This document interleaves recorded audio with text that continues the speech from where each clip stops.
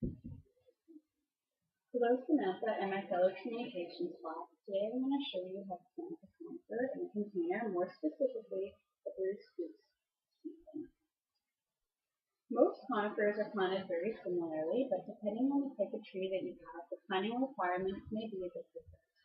This is instructions more specifically how to plant a Blue Spruce, but it will be the same instructions pretty much to most other conifers. Also, you need to remember when planting a conifer in a container that most species will grow to become large trees. This means that unless you planted a dwarf variety, it won't be able to stay in the container for the remainder of its life. It will outgrow the container in a few years and will need to be replanted. This is why picking a proper location before planting is key. Growing the container on a patio may be okay for a couple years, but you have to have thought about a permanent location for the tree. Also, growing Blue Spruce is okay for our climate, but cannot get too much colder, as we may have a hard time in the winter. Always bring a container tray inside during the season, so the drastic weather conditions such as frost don't seriously affect and possibly kill the plants. So the actual planting technique, normally I would do this outside, but today it's actually quite rainy, so I'm doing this inside in my kitchen. Just have to make sure I do a lot of cleaning afterwards. So first, you'll want to make sure you start off with the Blue Spruce plant material. I got this Blue Spruce Seedling from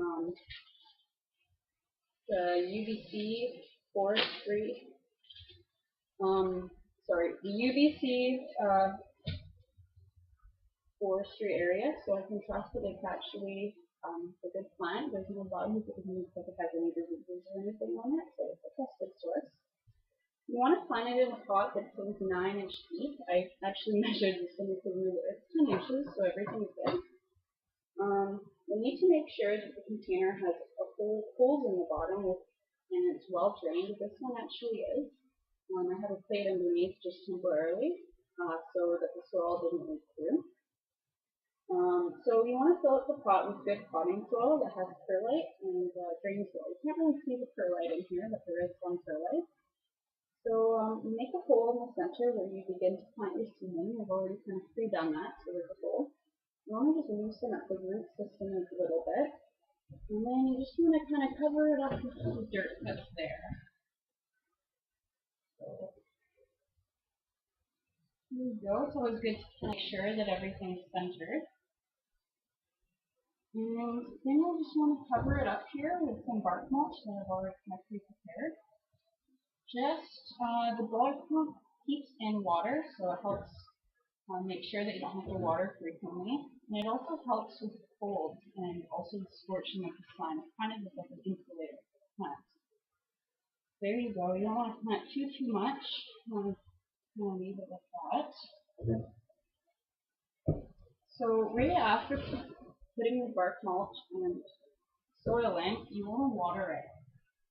This helps ensure that the plant will absorb all the nutrients and everything properly. So after care of the plant, if you take care of your tree, Blue Spruces should start producing cones in about 20 years. By this time, the plant should be in the ground. This tree can grow actually very old. There's been records of about 600-year-old Blue Spruce trees.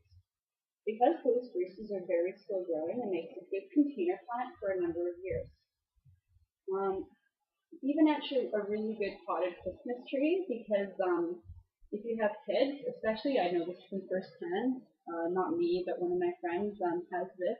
He reuses it every year, and it's a lot better than Douglas firs because the needles, once they get a bit older, are pointy, and when you stick ornaments on there, kids won't want to touch them because after the first time they realize how prickly it is. So hopefully, because you've added mulch and everything to your potted plant, you won't need to water and fertilize it very much as you would as a regular plant, but you still need to consider that you need those requirements. Also, you want to make sure that during the summertime and spring, the plant does go outside because it needs as much natural sunlight as it can get. This helps with the photosynthesis process. Also, the plant doesn't need very much pruning, particularly with a lot of conifers. They have a natural pyramid shape, so you only want to prune as little as possible horticulture industry, we call this the 3Ds, dead disease damage. And basically it ensures that, like I said, it keeps the pyramid shape. Because if you use something like electric shears or if you prune it too much, then it's going to kind of look a bit funny. Like you can probably tell on some trees just as you're driving by. So transplanting. If you plant this in a container, there's going to be a few things you'll need to know about transplanting. Having a proper location is a good idea for this species because it will grow up to 40 feet. So you'll want to make sure you have that in mind during planting, like I said before.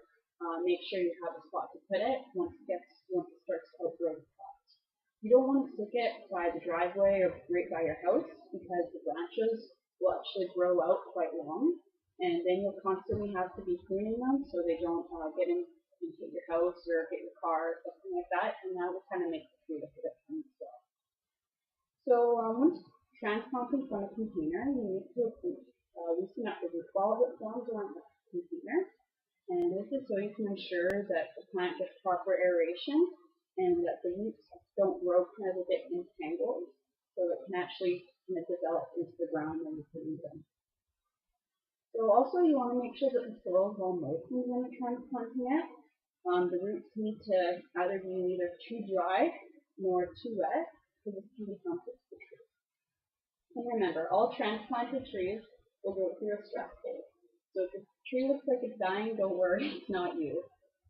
If everything goes well, if you did everything properly, and initially you transplanted a healthy plant, everything should kind of, I guess, use the term spruce back up, and it will thrive. So, recap. Finally, before planting any type of plant, you should actually know its life cycle and the growing conditions required for the individual. Even though conifers are very similar, everything is grown slightly differently. They will grow well in a container for a number of years, Blue Spruces in particularly, but you will have to plant them into a permanent location unless you buy a dwarf variety.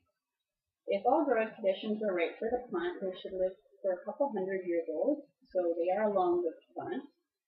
And thank you for listening to my presentation about how to plant a conifer seedling, especially more in particular Blue Spruce. And like I said before, with just a few adjustments to what I did or what I said in this presentation, it can be pretty much applied to most any conifer. Thank you.